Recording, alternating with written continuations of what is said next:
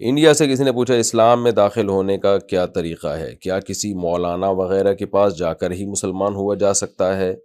اگر ان کے پاس جانے سے پہلے موت آ گئی تو کیا ہوگا؟ جب کسی غیر مسلم کو اسلام لانے کا خیال ہو تو جتنا جلدی ممکن ہو قریب میں جو بھی مسلمان ہو اس کے ہاتھ پہ اسلام کا اظہار کر لے۔ یہ بھی ممکن نہ ہو بند کمرے میں ہی کہہ دے کہ اشہد ان لا الہ الا اللہ و اشہد ان محمدً عبدہ و رسولہ، یہ کلمہ پڑھ لے، لا الہ الا اللہ محمد رسول اللہ کہہ دے۔ یہ بھی نہیں آتا اپنی زبان میں کہہ دے میں ایمان لایا اللہ پر جس کے سوا کوئی عبادت کے لائق نہیں ہے، اور محمد صلی اللہ علیہ وسلم اللہ کے رسول ہے۔ یہ جملہ زبان سے دہرا لے اس نیت سے کہ میں اسلام میں داخل ہو رہا ہوں، تو وہ انشاءاللہ مسلمان ہو جائے گا۔ کیونکہ اگر کسی کو اسلام لانے کا خیال آیا اور اسلام لانے سے پہلے اس کی موت واقع ہو گئی تو اس کا شمار کافروں میں ہی ہوگا۔ اس لیے اس میں جلدی کرنی چاہیے اگر کسی کو اسلام کا خیال آ بھی گیا ہے۔ آصف صاحب سعودی عرب سے، میں ایک ریسٹورنٹ میں کام کرتا ہوں، یہاں پر ایک عورت اپنے ہاتھ کا کنگن بھول کر چلی گئی اور میں نے اس کو سونا سمجھ کر اٹھا لیا، مگر وہ سونا تھا یا نہیں تھا مجھے نہیں پتا، اور وہ جب واپس لینے کے لیے آئی تو میں نے ڈر کی وجہ سے نہیں دیا اور بعد میں پھینک دیا۔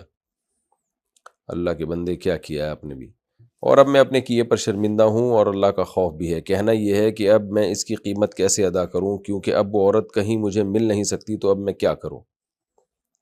جناب آپ اس کی جو بھی قیمت ہے وہ عورت کو تلاش کریں، آپ حتی الامکان۔ بہت سارے طریقے ہو سکتے ہیں، آپ اعلان لکھ کے لگا دیں کہ یہاں فلاں دن کوئی خاتون آئی تھی اپنا کنگن بھول گئی تھی، کسی بھی طرح سے اناؤنسمنٹ کریں حتی الامکان جتنے آپ کے بس میں۔ بالکل جب نا امید ہو جائیں تو پھر اس کنگن کی مارکیٹ ویلیو کا اندازہ لگا کے آپ اس کی قیمت کو صدقہ کر دیں۔ اگر غریب ہیں تو پھر آپ پر صدقہ کرنا لازم نہیں ہے، اگر آپ یعنی زکوٰۃ کے مستحق ہیں، اور لیکن اس میں بھی 2 افراد کو گواہ بنائیں آپ کہ وہ میں نے رکھ لیا ہے کیونکہ میں غریب ہوں۔ کسی کو گواہ بنا کر آپ، اور اس نیت سے رکھیں کہ جیسے ہی مالک آئے تو میں اس کو دوں گا پیسے، اور اگر آپ غریب نہیں ہیں تو پھر آپ پر اس کا صدقہ کرنا واجب ہے۔ غریب کا مطلب زکوٰۃ کے مستحق اگر نہیں ہے تو۔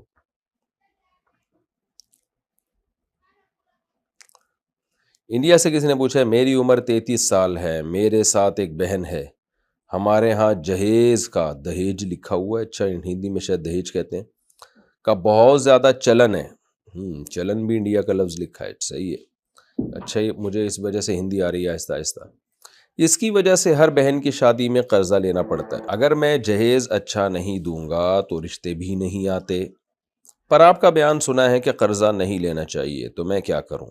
میری اپنی بھی اب تک شادی نہیں ہوئی۔